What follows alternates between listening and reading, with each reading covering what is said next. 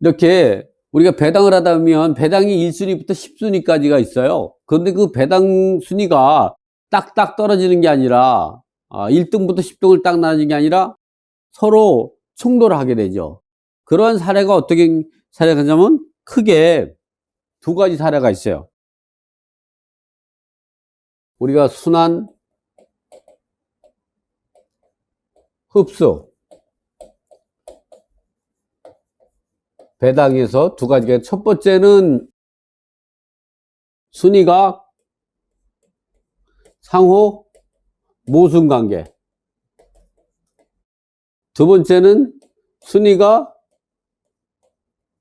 서로 물고 물리는 순환관계. 지금 강의할 때 이런 내용이 다 나와요. 그렇지만 제가 한번 요약을 정리해 주는 거예요.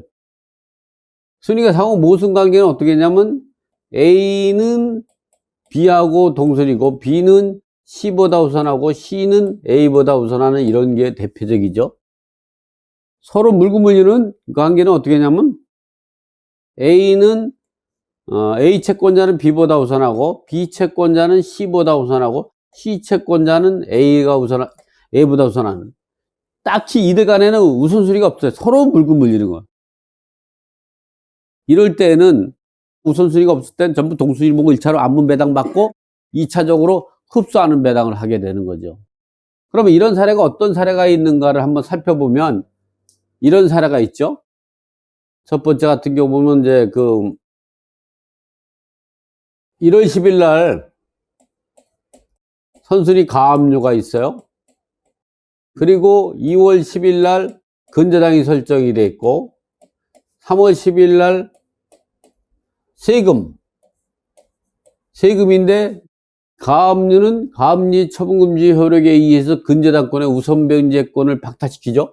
그러니까 이 가압류 처분금지 효력은 근저당권에 대해서 우선변제권만 무효화시키는 거죠. 절대적인 무효가 아니라. 그래서 두 사람 간에는 동순위 관계에 있어요. 요 근저당권은 등기날이 2월 10이고 법정일이 3월 10이다 그러면 세금은 압류하고 상관없어요.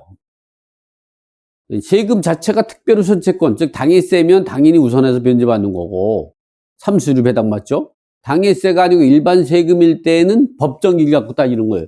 압류하고는 의미 없어요. 근데 법정일이 발생하기 전에 먼저 압류를 하는 경우가 있어요. 보존 처분을. 그럴 때는 그 압류 날짜가 법정일이 되는 거예요. 어쨌든 이렇게 된 상황에는 근저당은 세금을 이기지만 세금은 항상 가압류, 일반 채권인 가압류를 이기게 되죠.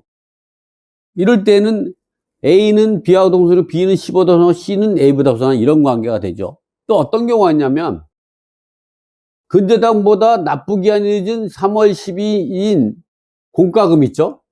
이 공과금은 6대 공과금이 있죠. 국민건강, 국민연금, 고용보험, 산재보험료, 그 다음에 개발부담금이죠. 개발부담금, 고용부담금 이런 거 있어요. 이런 것도 못 들어보셨으니까 고용부담금, 또 개발 이 부담금 이런 것도 우선 면제권이 있는 거예요. 이 6대 공과금 빼놓고는 다 공과금이 일반 채권에 불과해요.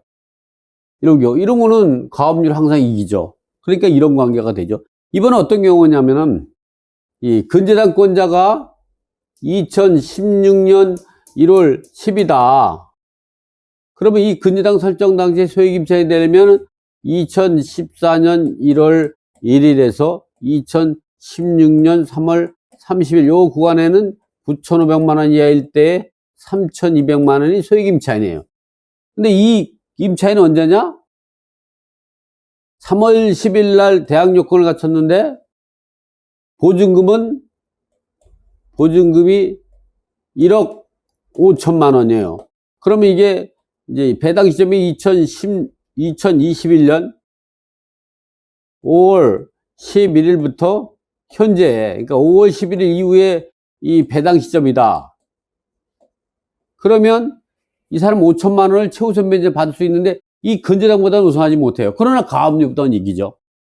우리가 여기서 알았게 소액임차를 결정하는 기준이라는 거는 저당권부 채권이라고 생각하시는 분이 있어요. 그렇지 않아요. 원칙은 소액 임차인 결정 기준은 채권이 소멸되는 시점인 배당 시점으로 현행 주택임대차보호법상 또는 현행 상가건물 임대차보호법상 소액보증금 일정에 해당되는 최우선 면제를 주택가액의 상가건물가액의 2분의 1 범위에서 최우선 받을 수 있죠.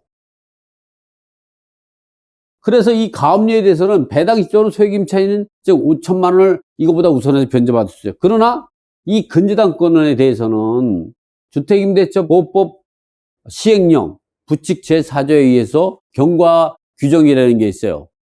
부칙 제4조에 법이 개정되기 전에 소액 임차인이 아니었다가 법 개정을 이루어 소액 임차인이 된 경우는 법 개정 전에 설정된 저당권부 채권에 대해서 소액 임차인을 주장할 수 없다는 외의 규정을 했죠. 왜냐하면 저당권부 채권자가 예측하지 못했던 손실을 보게 되기 때문에 예측하지 못했던 손실을 보지 않게 하기 위해서 즉 법을 소급 적용 안 하겠다는 법리가 형성이 되는 거죠. 이런 경우 그렇다면 이런 임차인은 1억 5천이면 요거를 이 번호를 매기면 1번, 요거 2번, 그럼 요거를 3번하고 4번을 두 개 나누는 거예요. 3번은 임차인 1, 요거는 임차인 2, 요거는 최우선 면제 5천만 원, 요거는 1억 원.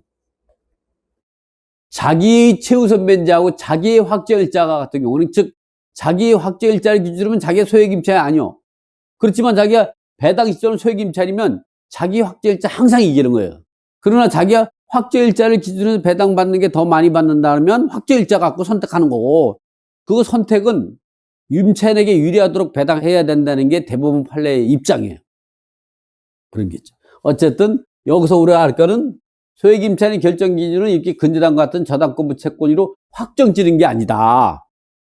배당 시 소액 임차인이면 저당권부 채권에 대해서 소액 임차인을 주장할 수 없지만 일반 채권에 대해서는 항상 우선한다는 거죠. 여기서 저당권부 채권이 근저당, 담보가 등기, 전세권 등기, 확정일자, 등기된 임차권. 그러니까 임차권 등기나 임대차 등기가 그렇다는 거죠. 자, 이번에는 이 두 번째 사례 같은 경우도 한번 짚고 넘어가면 배당을 하기 전에 이런 걸 우리가 먼저 공부를 하고 짜게 되면 좀 더 쉽죠. 이런 경우는 어떤 경우이냐? 제일 많은 게 이제 공과금. 공과금이 납부기한이 1월 10이야. 근저당 설정된 게 2월 10이단 말이죠.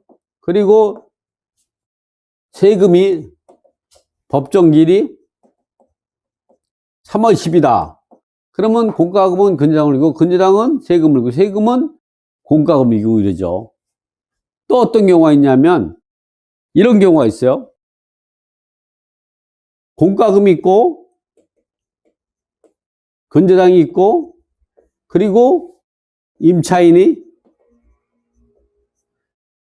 최우선 변제금 그리고 임차인이 확정일자 이렇게 나눌 수가 있어요. 왜 그러냐면 이게 근저당권자가 좀 전에 얘기했듯이 2014년 1월 10이다.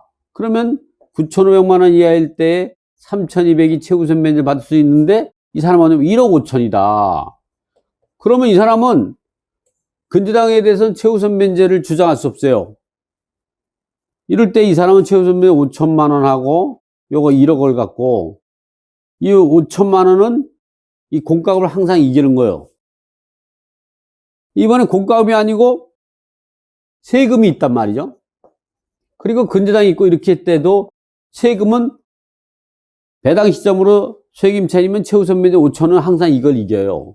그러나 근저당 시점에는 소액 임차인을 결정하는 기준이 아니기 때문에 이때는 우선하지 못하니까 세금이나 공과금은 근저당을 이기고 근저당은 최우선 면제고 최우선 면제는 세금이나 공과금을 이기기 때문에 이런 경우 이렇게 순환 관계가 발생한다는 거죠.